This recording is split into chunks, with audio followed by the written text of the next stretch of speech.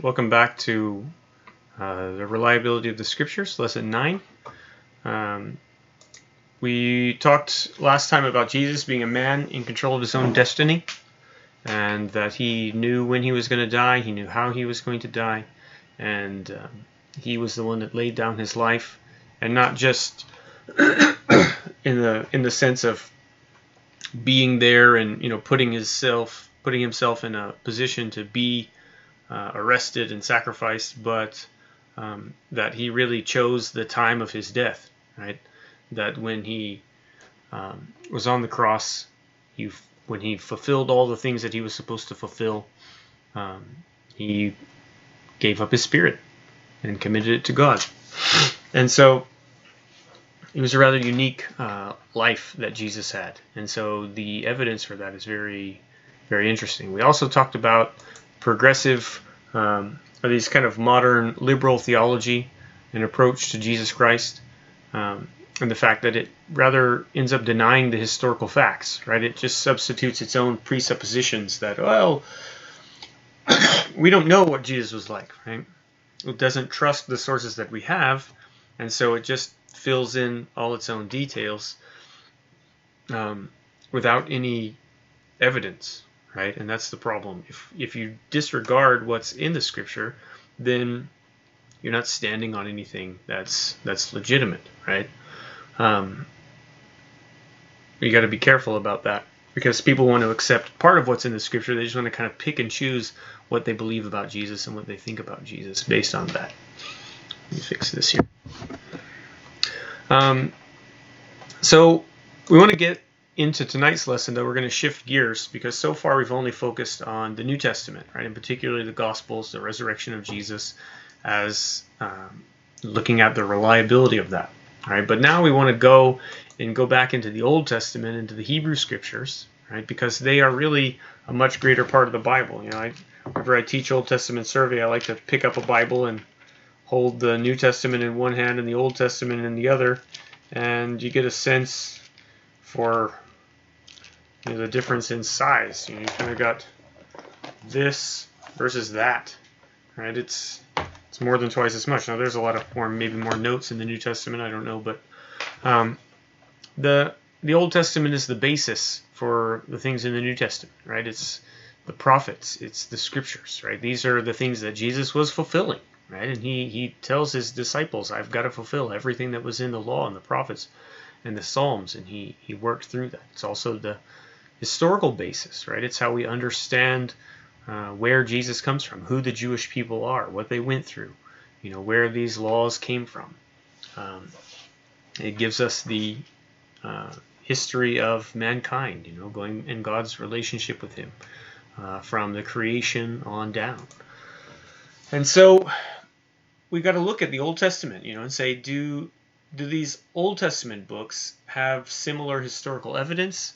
Do they pass the test of reliability? We looked at the New Testament. It seems pretty good. The textual evidence is really good. The time that it's written is very close to the time that the events took place. Right? We saw the evidence for the Gospels with the names and places and all these different things. We saw Luke and all of the details that he gives in Luke and Acts and how they fit together. These are really eyewitness accounts and researched accounts of that time period, and so we can really trust it. But we have to ask the same or similar questions about the Old Testament. Right? Does it also pass the same test of reliability? Now, there are a few things to think about. Right? The Old Testament is different than the New Testament, just like the New Testament is different from the Quran, for instance, right? Time is passing by, and so we wouldn't expect to have as good textual evidence for the Old Testament as we would for the New Testament, because we believe the Old Testament was completed hundreds of years before that, and some of the documents of the Old Testament go back 1,000 years, whereas the New Testament covers a very narrow period of time. Right? The Old Testament covers over 1,000 years. Right?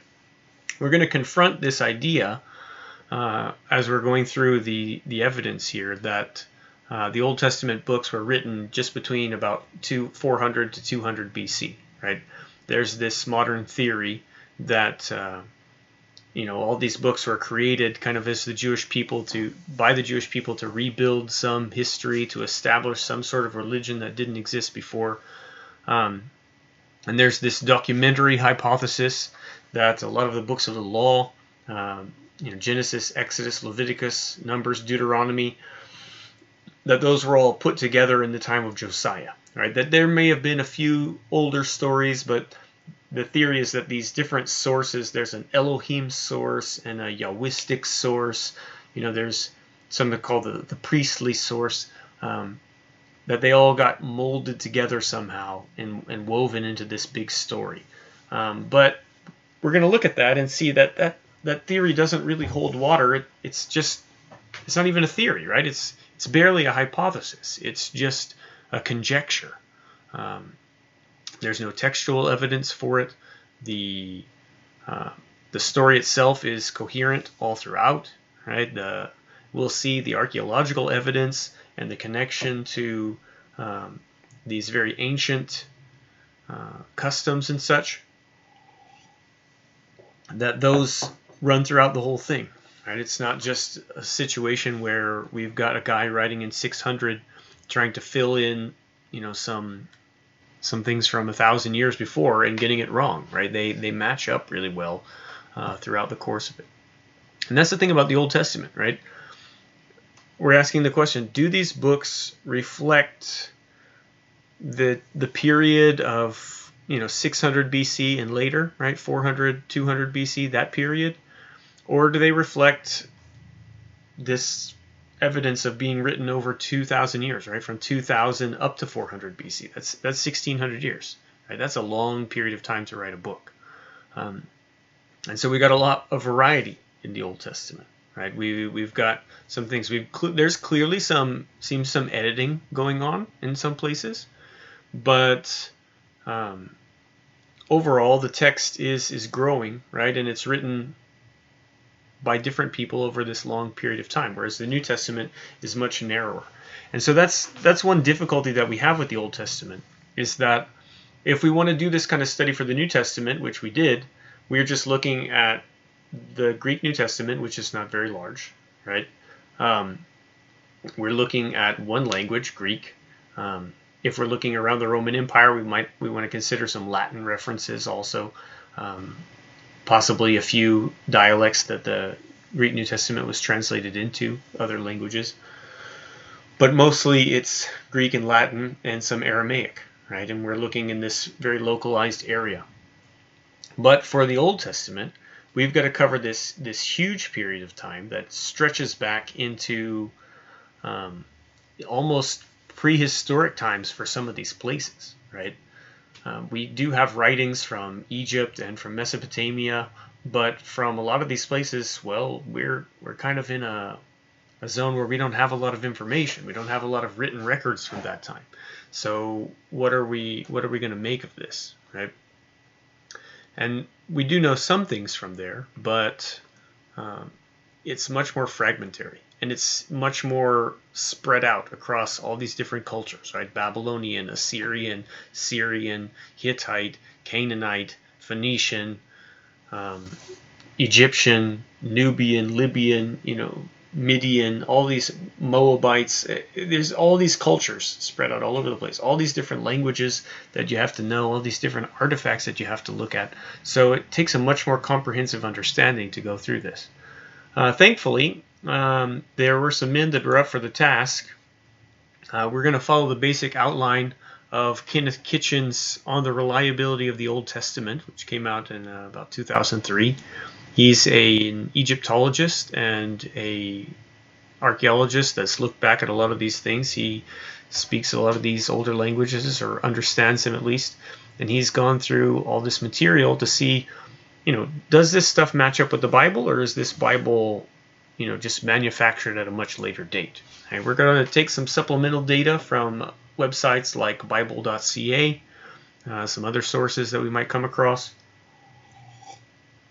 We don't necessarily agree with, everything written in Kitchen's book or on these websites, but we can, we're trying to piece this together and see what kind of information can we find, right? What is the best interpretation of this data?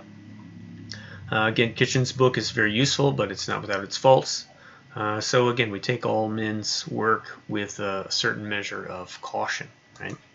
So if we look at Kitchen's book, he goes through 7 segments of biblical history, right? Talking about Old Testament history. He starts with the primeval proto-history, right? This is the very early first history, the creation time, the Cain and Abel, Noah, Tower of Babel, that sort of period, right? Then we get into the period of the patriarchs. That's going to be Abraham, Isaac, Jacob, Joseph. Then into the Egyptian sojourn, where they've gone down into Egypt, and we've got Moses there, and the period of the Exodus. That's the next time. Then the settlement of Canaan by Joshua and the Israelites. We've got the United Monarchy period. That's going to be under Saul, and then David and Solomon, right? So that just spans roughly 100 years. And then we have the Divided Monarchy period that goes from somewhere around 950, 960 until the 600s, right? Depending on the kingdom. So that spans about almost 300 years, right? So this is the Old Testament. Then there's the 7th section is the exile and return, because the monarchy came to an end. They were carried away into Assyria and Babylon.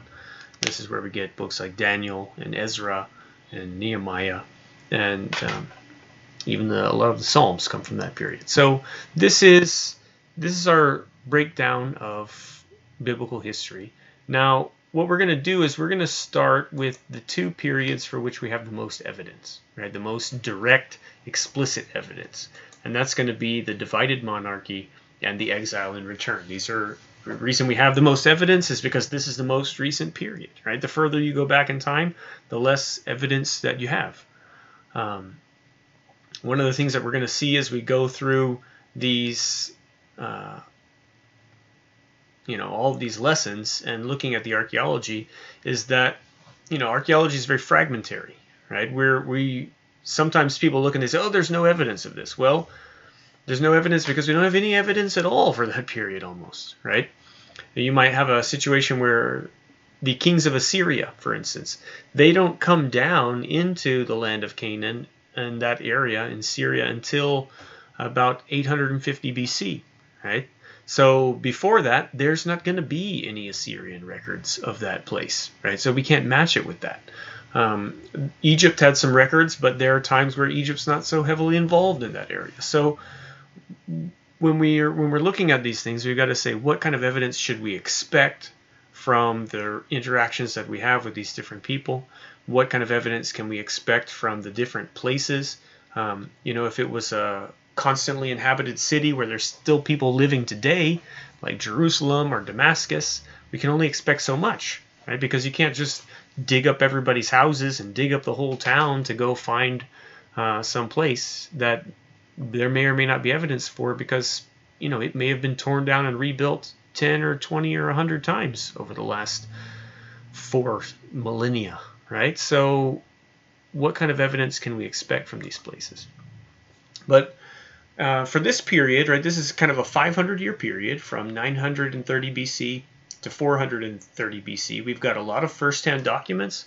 We've got artifacts, monuments, so-called steles or stela, these rock inscriptions on stone, and they reference biblical characters directly, right? So this is the best period to start and look and see, what can we expect from these narratives of 1 Kings, 2 Kings, Chronicles, and the exile period.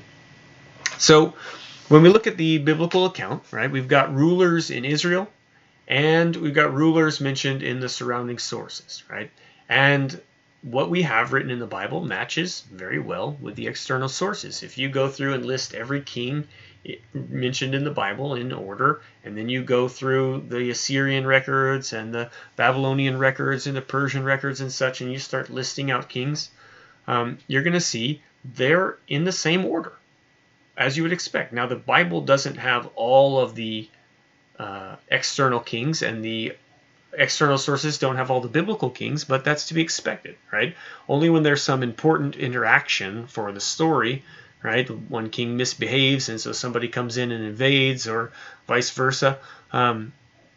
That's when we have the names showing up in the different accounts, right? As long as everything is going smoothly, a lot of times we don't have those things. We have celebrations of victories and vassalhoods over different kings and such like that.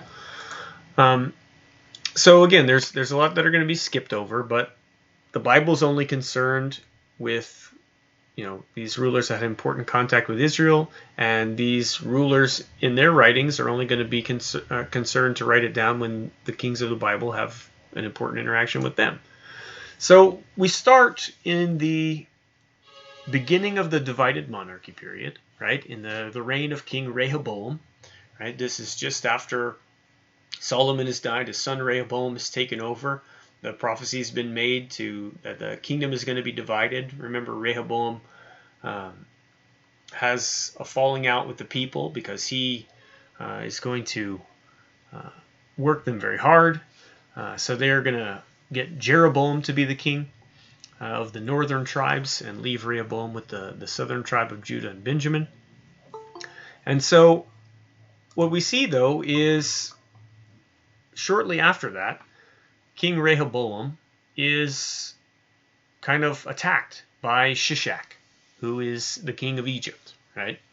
And if you go back to 1 Kings chapter 11, verse 40, you can see the references here. Jeroboam had been, in the time of Solomon, one of the guys over the workforce, but Solomon kind of ran off. Or not Solomon, Jeroboam ran off when he got in trouble with Solomon.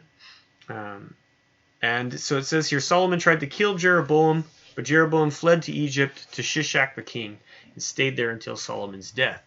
So after that, you get a few chapters later into chapter 14. Now Jeroboam has become king over the northern tribes, and there's these prophecies made against him. And we get over to verse 25 in the account of Rehoboam, and we find out in the 5th year of King Rehoboam, Shishak, king of Egypt, attacked Jerusalem. He carried off the treasures of the temple of the Lord and the treasures of the royal palace. He took everything, including all the gold shields Solomon had made. So King Rehoboam made bronze shields to replace them, assigned these to the commanders of the guards on duty in the royal palace. And whenever the king went to the Lord's temple, the guards bore the shields, and afterwards they returned them to the guard room. So we have a short description of Rehoboam's reign. But all this wealth is taken off, right? So Shishak is kind of an important character. He's only mentioned a couple of times, but there's a big impact that he has on the people of Israel, right? So we wonder, who is this Shishak, right? Who could he be? Side note here, Kitchen mentions this multiple times, as we'll see, but it says here, oh, he took everything, right? Well, that could just be some sort of hyperbole, right? This is the account of, oh, he took everything, and make it seem so bad, or he says something that he took everything or destroyed everything. Doesn't always necessarily mean that literally everything was taken, every scrap of gold. Remember, the entire inside of the temple was lined with gold. We don't know that was all stripped off right away, because as we read through, there always seems to be some amount of gold for these foreign kings to come in and strip, or the kings to strip off to send as a tribute. So something maybe is hidden away or something for a while, but that's a little beside the point. Now, if we're trying to consider who is Shishak, we can look at the Egyptian kings, and there are at least 6 kings of Egypt in this time period that we're looking at, between 950 and 700, with the name Shoshank, right? Now, Shoshank, you might notice, sounds very similar to Shishak, right? Just a couple of vowels shifted, and considering that Hebrew is a language in which the vowels are not written down, only the consonants, and there's not always a corresponding match between different languages. It's not surprising that the vowels would be a little mixed up. But if we look at Shoshank the First, right, he's the only one of these 6 kings that has links to Palestine, right? None of the other ones really went up there, but Shoshank has a list of places from the Negev, which is down in the south of Judah, all the way up to Galilee in these campaign records, right? So he's gone up there, and he actually, at the top, boom, in Megiddo, he's got a stela there, which is a stone monument that lists these places that Shoshank I had gone. Now, it doesn't describe a lot of things and everything. It's just a list of places, and that was a very common way that the kings would do things. They don't have everything that they did, but the places that they went and conquered. And so it's not surprising that Shishak would do that, right? We've got Shishak coming in to attack Rehoboam, right? And then he just keeps on going all the way up to Galilee. Now you think, well, Shishak had helped Jeroboam. Yeah, well, Jeroboam is a vassal king, right, of Jeroboam, of Shishak. And so he comes and disciplines Rehoboam, and then he just continues on, and maybe reminding Jeroboam of his power and what Jeroboam owes him. And so he goes all the way up into Galilee through all of Jeroboam's kingdom. So that matches exactly what we would expect the powerful king of Egypt to do against this now divided nation of Israel. Shoshank I, his son was named Orsakon, right? Orsakon I reigned immediately after him. And it's interesting, when you look at the records, Orsakon gifted 383 tons of gold and silver to the gods and temples of Egypt. 383 tons. That is a lot. That is equivalent to 17 years of Solomon's annual gold revenue, right? The Bible says that Solomon got 666 talents a year, right? So if you add that up for 17 years, that's how much gold Orsakon gave to the temples and gods of Egypt, right? Now, think about it. If Orsakon is the son of Shishak, right, and Shishak has just gone in and taken all this gold from Israel, right, then it makes perfect sense where Orsakon got all this gold. And importantly, there's no other pharaoh known to have ever used so much precious metal for this kind of purpose, right? We've got a lot of records from Egypt. We don't have anybody using this much gold. So where did he get all this gold, right? The biblical account perfectly complements this historical kind of anomaly of this Egyptian pharaoh having, so many hundreds of tons of gold to give to the gods. Now, you might say, well, Solomon reigned for 40 years. How come it's not all of the gold? Well, again, Solomon was spending a lot of that gold, right? He was very wealthy, but a lot of it got spent on food and armies and things like that. Just because it says he made 666 talents a year, that doesn't mean that necessarily every year for 40 years he got that much. But that was his maybe average, or maybe that was kind of what he got for a certain period of time. But it's just an amazing coincidence, it seems, that this one particular king of Egypt happened to have a lot of gold right after the Bible says all this gold and treasure was carried off from the land of Israel. So that's a very interesting development. Now, if we go forward, look at a couple of, Kitchen calls them shy characters, right? Over in 2 Chronicles chapter 14, verse 9, we get a reference to Zerah the Cushite, right? Now, again, this is fast forwarded quite a bit. We're going to go and fill in some of these gaps in between. But just a little information here. Zerah the Cushite marched out against him with a vast army with 300 chariots and came as far as Marashah. Asa went out to meet him, and they took up battle positions near the valley of Zarephath in Mareshah. So this is Asa fighting against Zerah. And Asa calls on the Lord. God strikes down the Cushites before Asa and Judah, and they flee.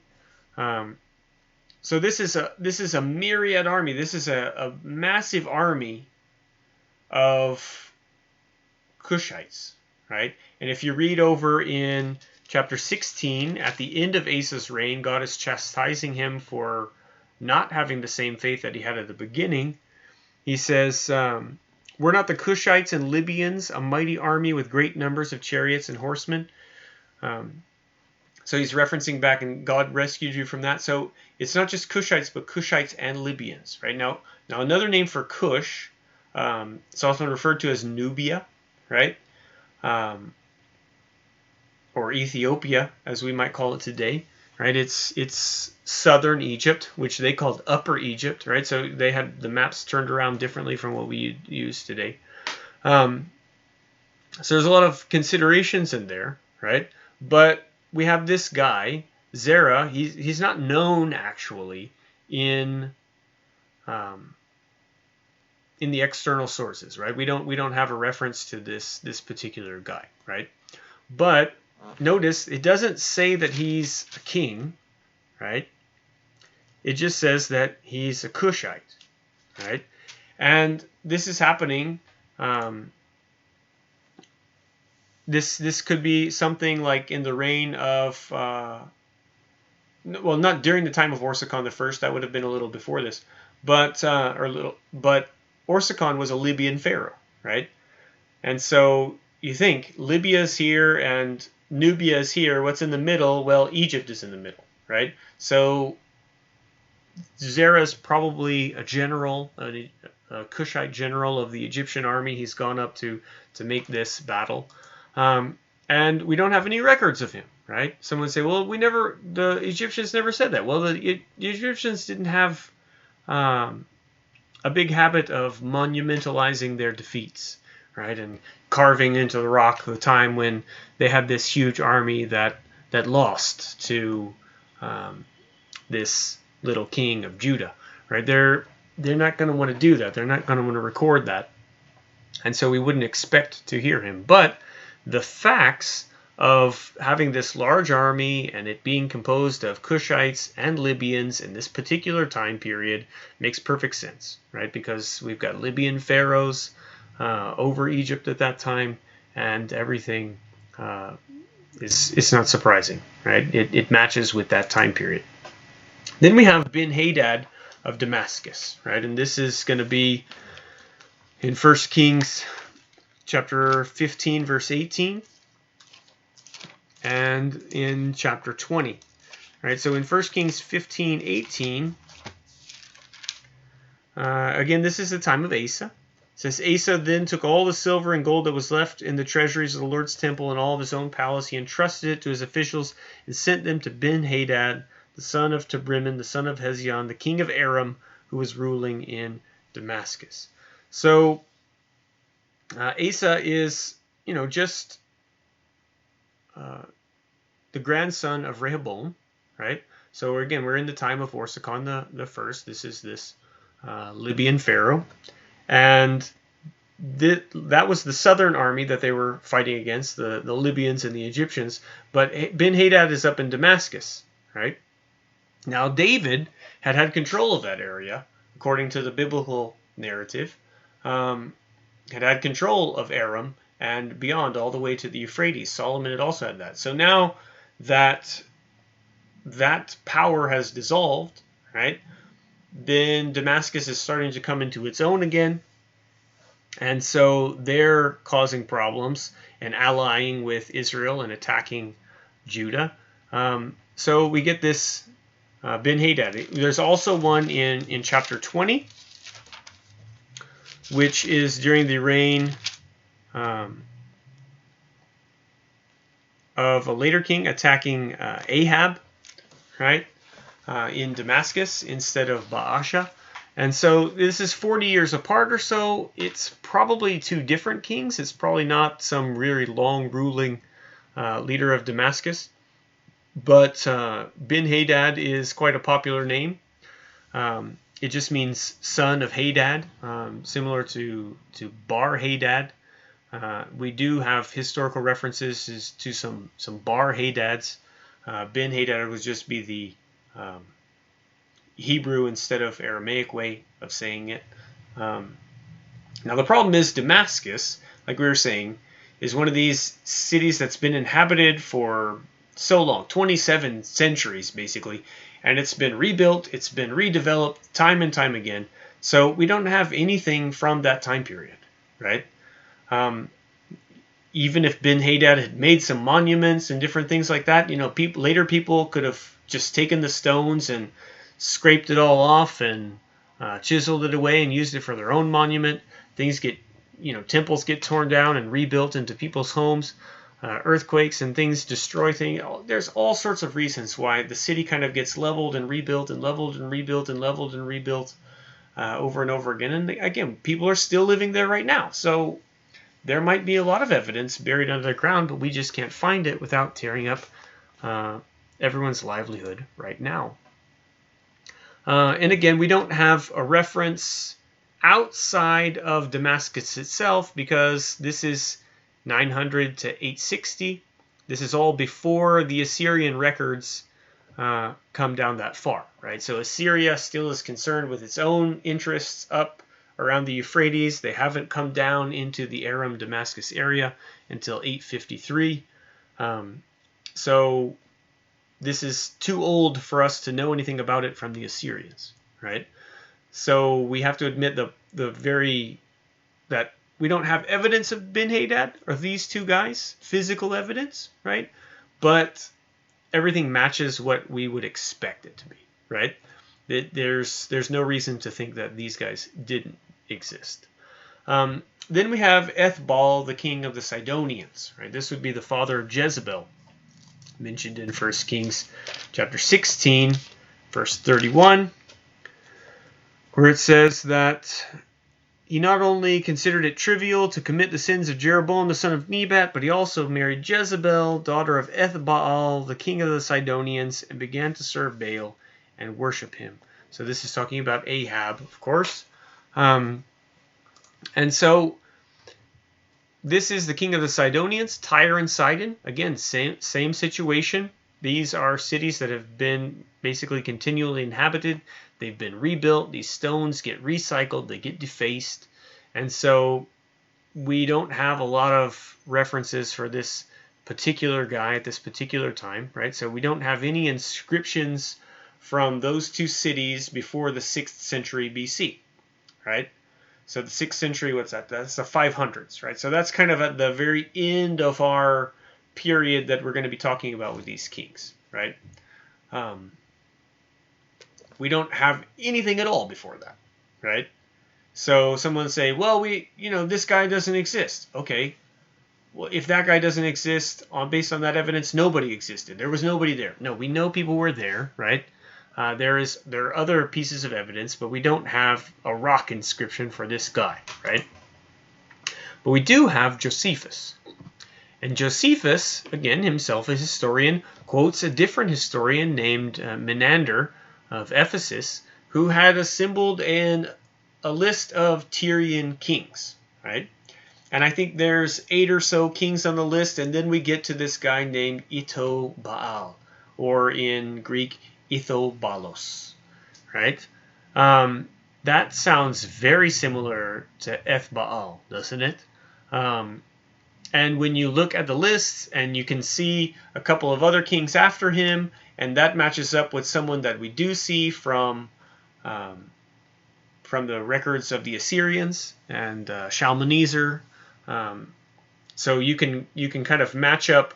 You can pinpoint, okay, this king in Menander's list matches with this king in the Assyrian list, so we know what time period that was, and then we can figure back to this Itobaal guy, who is kind of an older contemporary of Ahab, right? So he should come a little before Ahab, which makes sense. He's the perfect candidate for being the father of Jezebel's wife, right? It fits perfectly, right? And, Menander of Ephesus is kind of a disinterested party, right? Now, Josephus might want to put some evidence for Judaism, but, these other historians, they were assembling their lists. They might not have been perfect, but that's the evidence that we have, and it matches with what we would expect. It's very helpful. Then if we consider Jezebel herself, it actually gets interesting, right? Because while we don't have any rock inscriptions or things like that, we do have some seals, right? These tiny little things made of stone that they would use, and some of those have been discovered, one of which has the name Jezebel on it. And it's got some Egyptian-style royal symbols. The Phoenicians used those kinds of things as well. And the style of it matches with what we know from the late 9th and early 8th century. That's the time of Jezebel. So it's not necessarily certain that, wow, this is the seal of Jezebel, the wife of Ahab, or at least maybe before she was the wife of Ahab, when she was still just the daughter of the king or something. Could belong to somebody else, but it puts the name Jezebel in that time, place, and region. And not many women, of course, would have had their own seals, right? You've got to be a pretty special lady to have a seal, and it's what you would expect of a royal seal. So it matches with what we would think of for a queen of Israel in that time. Then we go over to some other records. Also in the time of Ahab, we've got Mesha, the Mesha stele. Now he's called a sheep master, right? He's a king who raised sheep in 2 Kings chapter 3. He's the king of Moab. Moab's down in the south of Israel. In the stele, it mentions a victory by the Moabites, and it mentions conflict with the house of Omri, right? It particularly mentions Omri himself as oppressing Moab, and then his son coming in and trying to oppress Moab as well, but then Mesha getting a victory over them, right? So when we look at the story, what we see in the Bible, we see Omri's grandson Jehoram actually partnered with the king of Judah to fight against the Moabites. It says, but there was great wrath against Israel, right? So again, this is what we see kind of spelled out in the Moabite stone. The details are not exactly the same, right? But we've got references to Omri and his son, and we know that the Moabites had a victory over his grandson Jehoram, right? So whether this stone is referring exactly to that victory, or if it's referring to something else that we just don't quite have the details of, it's interesting to see those names there, right? So we have these solid, direct evidence for these biblical kings carved in stone from over 2,000 years ago. Then we go up again back to Damascus. We've got Hazael, the enemy of Israel, and he's mentioned kind of throughout several chapters of 2 Kings. We know him for certain from certain ivory fragments. There are things found around northern Syria. Also in Assyria up higher, there's 2 bronze horse blinkers that were discovered in Greece. Right, so you never know what you might find and where you might find it. That points to some king from some other place, thousands and thousands of years ago. But we know Hazael. He's also mentioned on what's called the Stela of Zakur, which the king of Hamath and Hatarika, his immediate neighbor to the north. Zakur is the king of those places. So if you think about it, you got Israel here, right? And then kind of north of that and toward the east is Aram and Damascus, right? And then if you go beyond that, that's the land of Hamath, right? So David's reign extended all the way up into that, and we'll get into that in a few lessons. But we've got this evidence, right? Up here, way up in the north, this king of this place is mentioning Hazael, his neighbor to the south. So again, we have this strong evidence for this king mentioned in the Bible as an enemy of Israel. Then if we go into the Assyrian king lists, they go back and they refer to Bit Hazael, right? Which it means house of Hazael, right? It also mentions Bit Kumri, right? Which would be like the house of Omri. Again, the spelling is a little bit different, but you get, some of the letters get mixed up depending on whether you're going into cuneiform or Hebrew or Aramaic. there's a lot of overlap there, and it can be a bit confusing. But this is the evidence that we see. We see Assyrian records for the house of Omri and the house of Hazael. Then we've got another Ben-Hadad, right? We talked about two possible Ben-Hadads before, but now we've got Ben-Hadad, the son of Hazael. He's also mentioned on that same stela, and he's one of the guys mentioned here in 2 Kings. Then we've got Rezin, who is a later king of Damascus. There's for whatever reason, when you write it in cuneiform, it comes out to something more like Rakianu, but he was the one who helped Pekah, the king of Israel, against Judah. So we have Pekah and Rezin fighting against Judah. That's in the biblical story, but we have references to Tiglath-Pileser III in 732 defeating Rezin, right? That Rezin is kind of the last Aramean ruler of Damascus, right? Before this Assyrian king comes in and takes over Damascus, and soon after that, he's going to take over Israel, right? So it's just kind of along the path as they come down and take over one nation after the next and try to take over Israel, or try to take over Judah unsuccessfully against Hezekiah. A series of kings there, Tiglath-Pileser and Sennacherib. But again, we see these kings outside of the Bible as well. Then we have Baalis, the king of Ammon, mentioned in Jeremiah chapter 40, verse 14.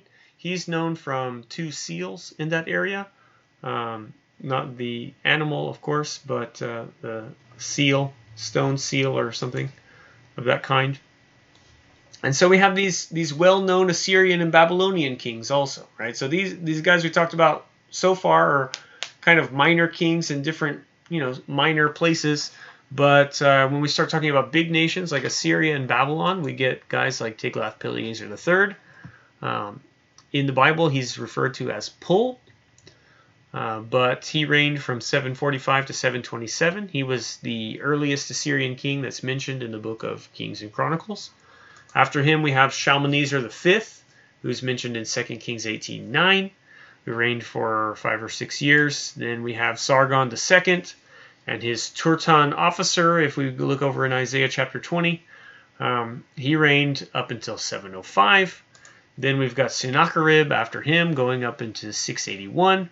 And so, of course, he's from 2 Kings chapter 18, verse 18 and 19, also in Isaiah. This is the kind of siege of Jerusalem against Hezekiah and taking over a lot of the cities of Judah. This matches up with very well-known kings of Assyria. Then there's Esarhaddon after him, and then Merodach-Baladan, who was... I believe a Babylonian king, but I have to check that. Let's see, 2 Kings 20.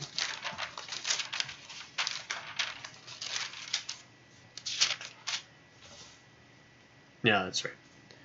Merodach-Baladan, the king of Babylon, sent Hezekiah letters and a gift. Yeah, he's the guy that wrote to Hezekiah in his illness. So notice that list of Assyrian kings, right?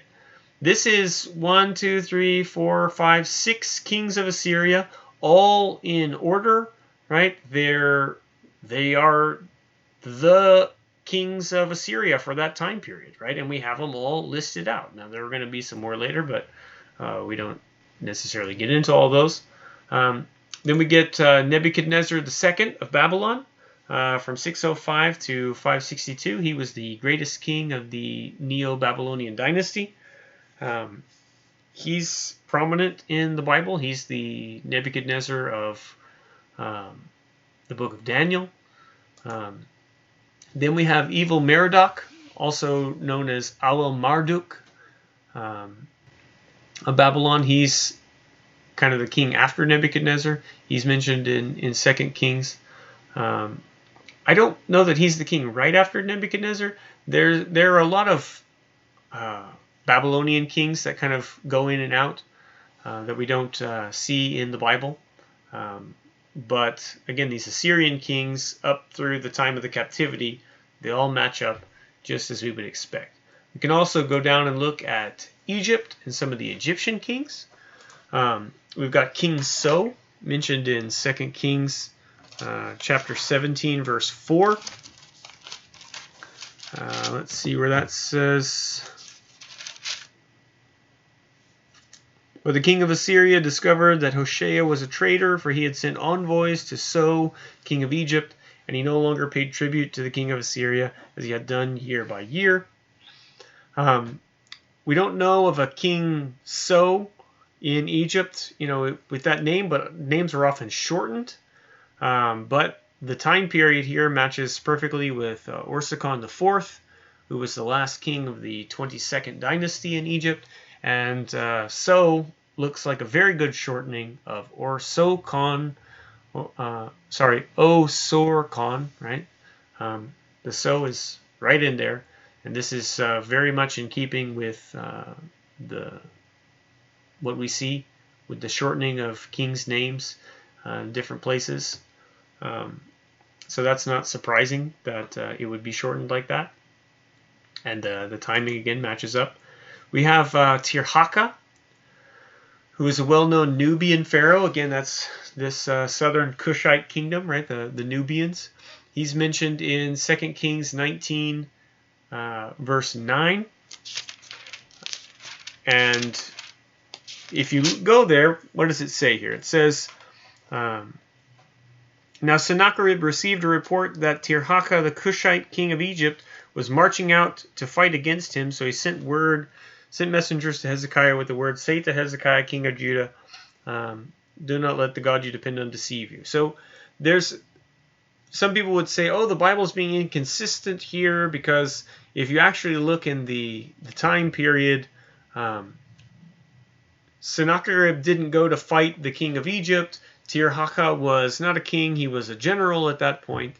So this is wrong, but it's kind of like saying something like, the Queen of England, Queen Elizabeth was born in such and such year.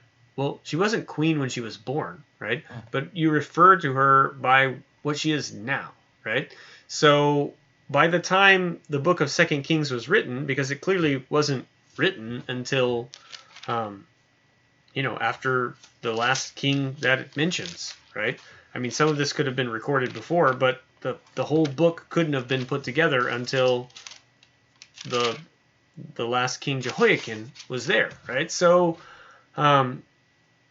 you would just call him the king of Egypt, right? Because he was eventually the king of Egypt, and that's his more important title.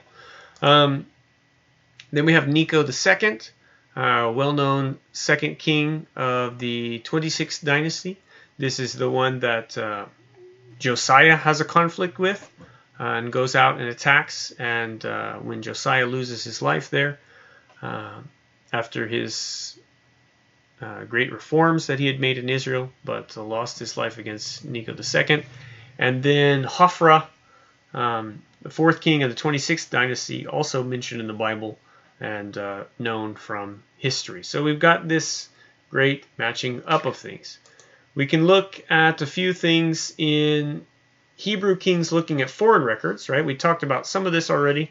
Omri, he and his son are mentioned on the Misha Stela. Now, it doesn't mention Ahab by name. It just says the son of Omri.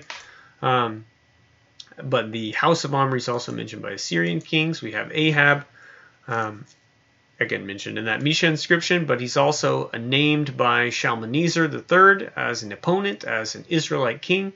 So we've got this Assyrian reference to Ahab as the king of Israel. It's almost certain that Ahab is one of the kings mentioned on the Tel Dan Stela, which we'll look at here. This is kind of what is left of it. But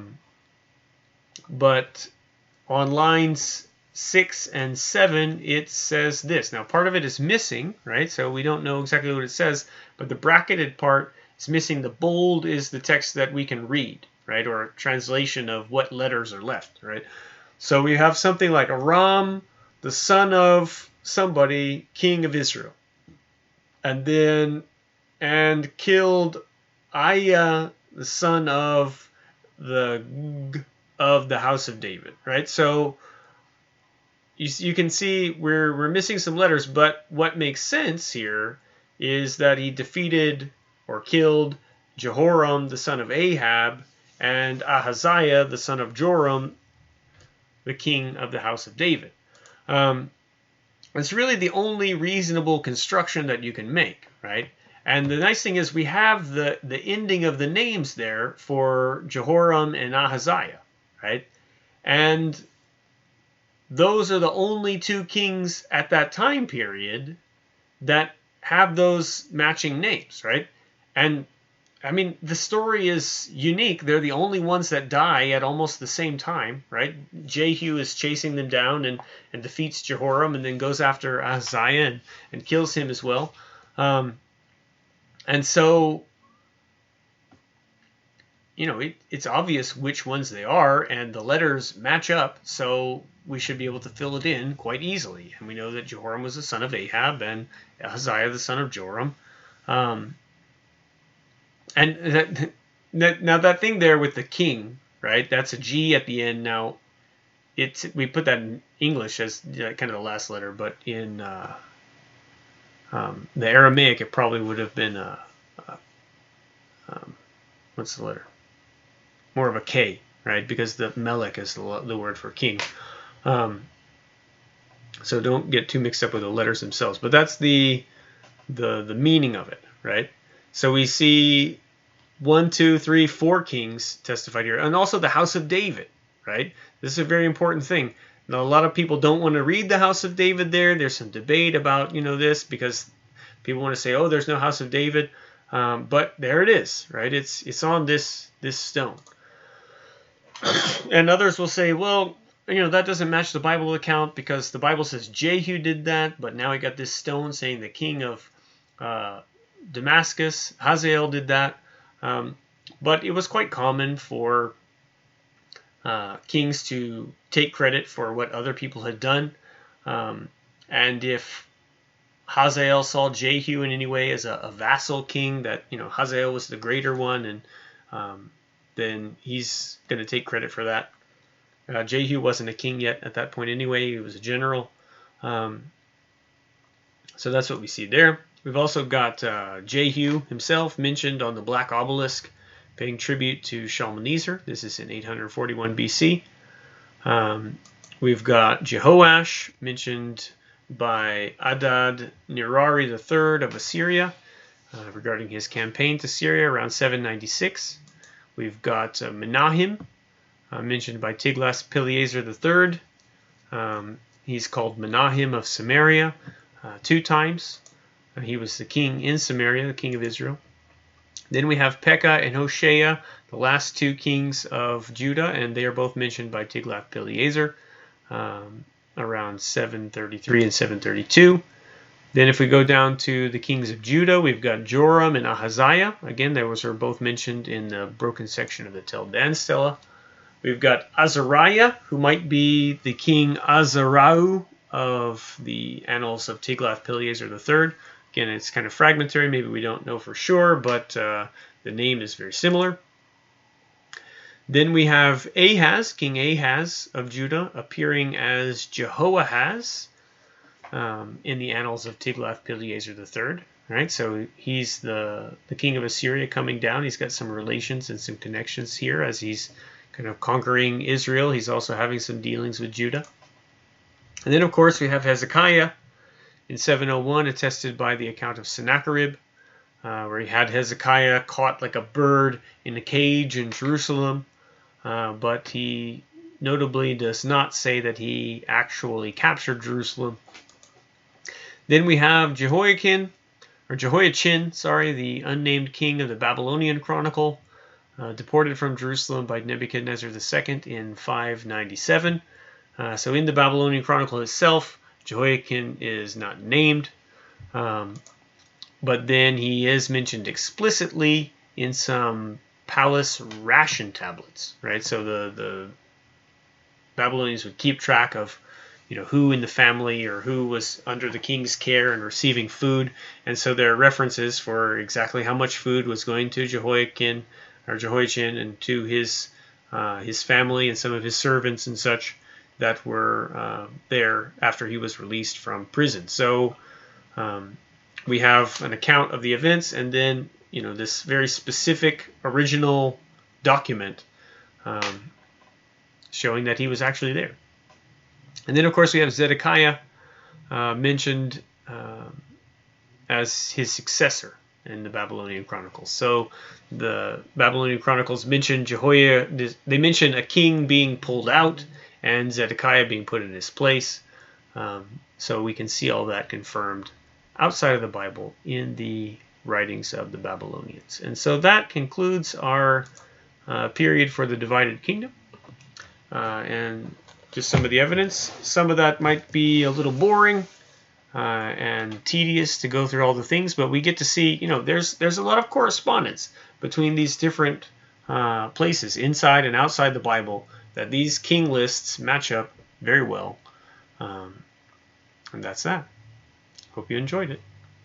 Our next lesson will go on into the period of the exile.